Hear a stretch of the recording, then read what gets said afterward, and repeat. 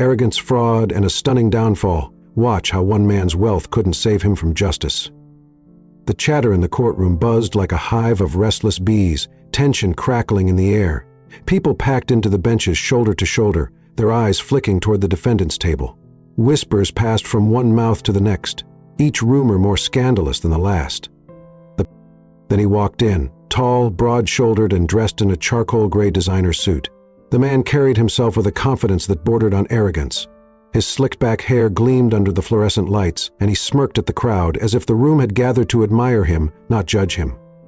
John Grayson, the name that had dominated headlines for weeks, looked more like a guest of honor than a defendant accused of stealing millions from struggling families. But it wasn't his entrance that turned heads.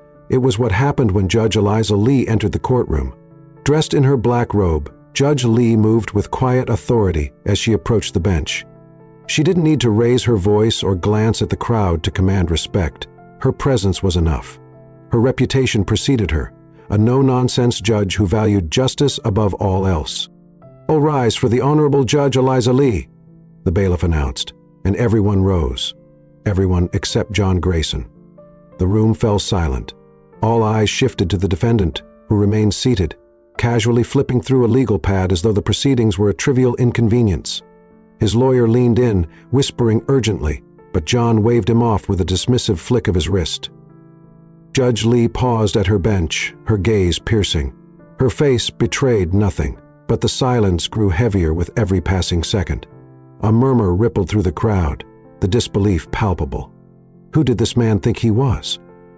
But John didn't flinch. His expression was smug, almost daring the judge to react. "You may be seated," Judge Lee said, her voice calm but firm. She didn't address the slight, not yet. But the atmosphere in the room had shifted. The tension wasn't just palpable now, it was suffocating. But this was only the beginning. John Grayson was about to learn the hard way that even the wealthiest and most entitled are not above the law. John Grayson wasn't just any wealthy man, he was the kind of rich that made headlines.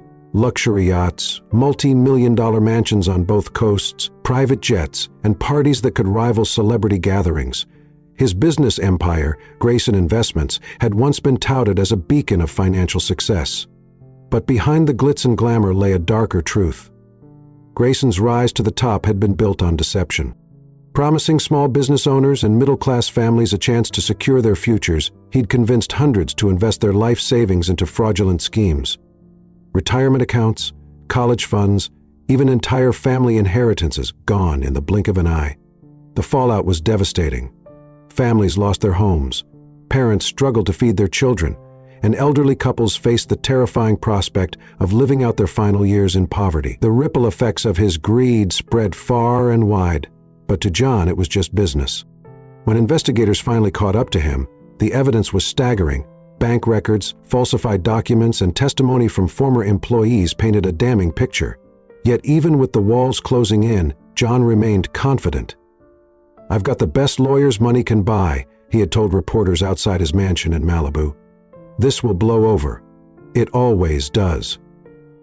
And for a while it seemed he might be right. His legal team filed motion after motion, delaying the trial for months. They painted him as a misunderstood entrepreneur, a scapegoat for the failures of others. But no amount of legal maneuvering could erase the mountain of evidence or the heartbreak of his victims. By the time the trial finally began in San Francisco, the courtroom was packed daily with people seeking justice, or at least some semblance of it. Among them was Amber Martinez, a widowed mother of 3 who had lost her home after investing with Grayson. Her youngest daughter had been forced to drop out of college. Sitting beside her was Victor Vaughn, a retired firefighter who had spent decades saving for retirement, only to end up living in his brother's spare room. Their stories, and countless others, were shared in gut-wrenching detail during the trial. Amber's voice broke as she described the day she realized she couldn't make the mortgage payment. "I begged them not to take the house," she said, tears streaming down her face. "But they didn't care. My kids had to sleep in our car for 2 weeks. Do you know what that feels like?" Victor's testimony was just as harrowing. "I spent 35 years running into burning buildings," he said, his voice heavy with anger. "And this man, he burned my future to the ground without a second thought." But through it all, John sat there, unbothered. He often leaned back in his chair, scrolling on his phone or whispering jokes to his attorney. To him, these were just stories, irrelevant noise that wouldn't change the outcome he believed was already in his favor. The press ate it up. Headlines screamed about his arrogance, his lack of remorse, and the bold disrespect he'd shown to the court. Public opinion was turning against him. But John didn't care. As far as he was concerned, public opinion didn't write checks. His lawyer tried to spin the narrative. "Mr. Grayson deeply regrets any hardship caused," the attorney said during a press conference. "But he remains confident that the truth will prevail." The truth, however, was that John had no intention of admitting guilt.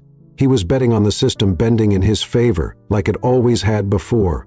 But this time, there was one factor John hadn't accounted for.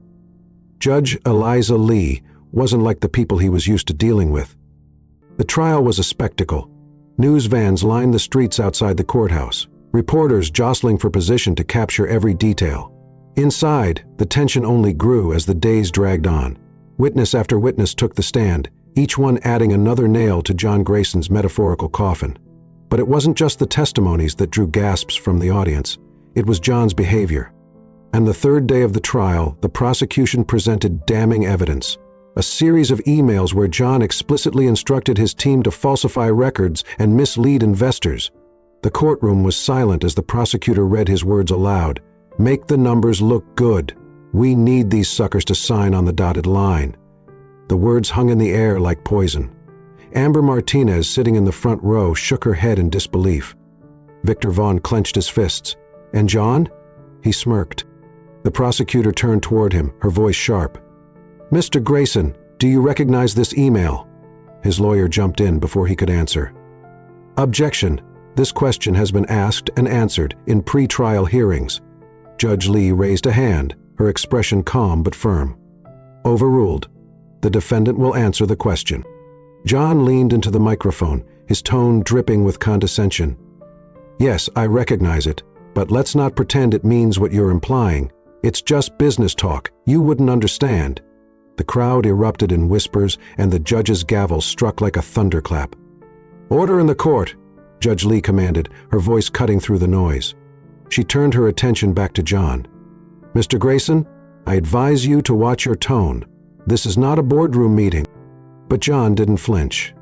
If anything, he seemed amused, like this was all just an elaborate game. As the trial continued, his arrogance only grew. He interrupted witnesses with sarcastic chuckles, rolled his eyes during cross-examinations, and whispered loudly to his lawyer during key moments. The audience watched in disbelief as he treated the courtroom like his personal stage. Then came the day of Amber Martinez's testimony. She stepped up to the stand, clutching a folded piece of paper in trembling hands.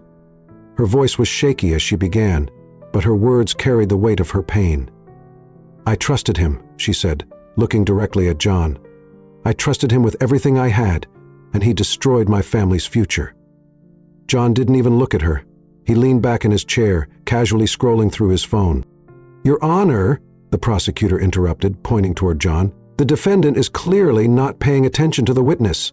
All eyes turned to Judge Lee. Her face was impassive, but her eyes burned with quiet fury. "Mr. Grayson," she said, her voice measured. "Put your phone away, now." He glanced up, unfazed. "I was just checking something important," he said, holding up the device as if to prove his point. The judge's tone hardened. "I said now." For a moment it seemed like he might argue, but then reluctantly he set the phone down. The tension in the room was palpable, but the damage was already done. Amber's testimony continued, but her voice carried a tremor of disbelief, as though she couldn't fathom the lack of basic human decency. By the end of her statement, there wasn't a dry eye in the courtroom, except for John's. The prosecution rested its case a week later, leaving the defense to make their move.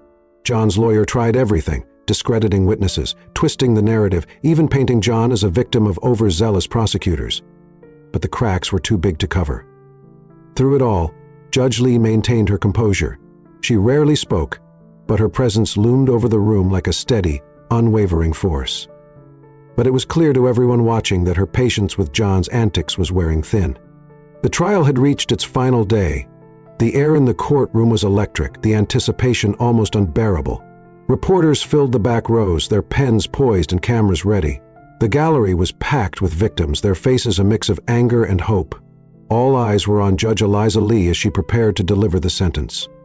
John Grayson sat at the defense table, his posture as relaxed as ever.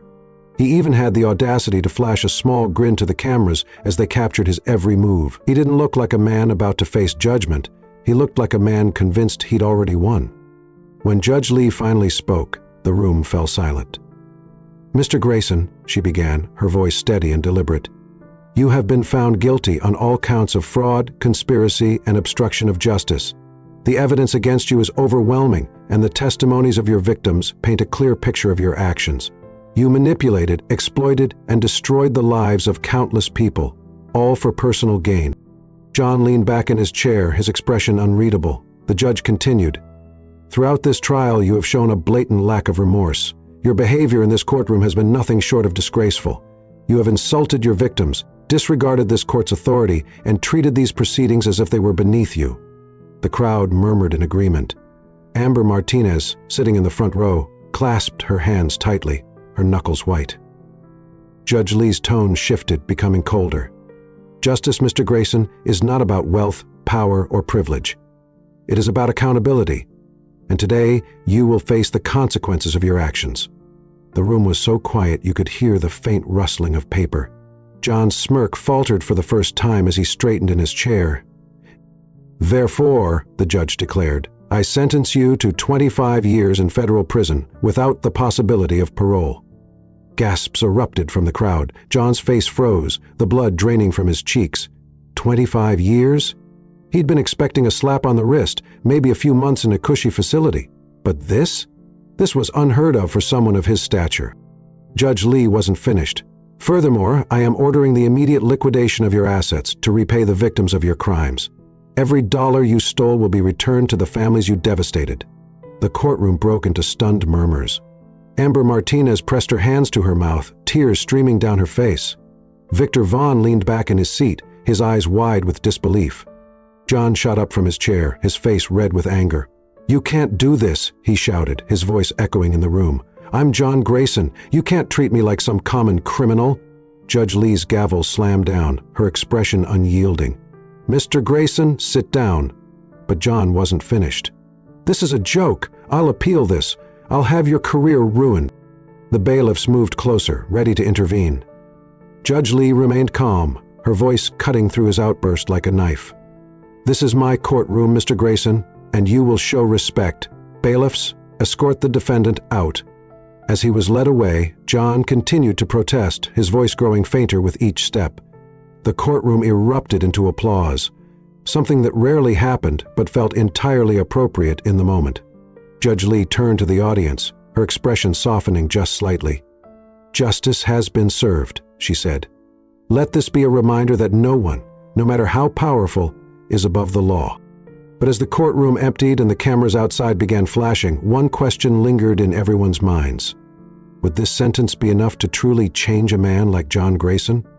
The courtroom was nearly empty now, save for a few lingering reporters and victims gathering their belongings. The buzz of excitement still hung in the air. But for those directly affected by John Grayson's crimes, the emotions were more complex. Amber Martinez stood by the courthouse steps, clutching her purse tightly. A reporter approached her with a microphone. "How do you feel after today's verdict?" Amber hesitated, then said, "I feel relieved, but the truth is, no sentence will erase the damage he caused. My kids and I are still rebuilding, but at least now we have hope." Nearby, Victor Vaughn was speaking with a friend. "It's not just about the years he's getting," he said, shaking his head.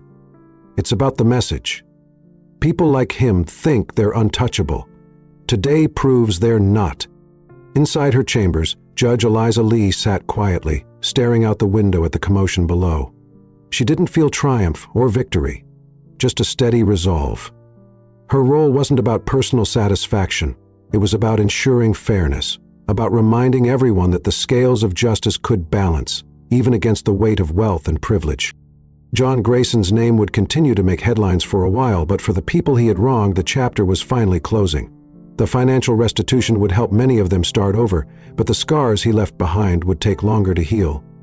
As the weeks passed, The story sparked conversations across the country. It became a rallying cry for accountability, for holding those in power to the same standards as everyone else.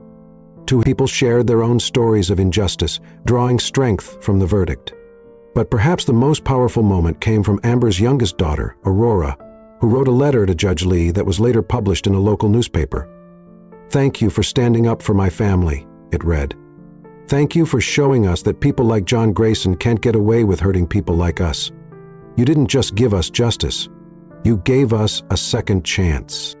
The story of John Grayson's trial was more than just a courtroom drama. It was a reminder of the resilience of ordinary people, the importance of integrity, and the belief that justice can and should prevail, no matter the odds. So as you sit with this story, ask yourself, what does accountability mean to you? And in your own life, how can you ensure that fairness and justice are not just ideals, but actions? Because in the end, justice isn't just the responsibility of the courts, it's something we all have to fight for every day.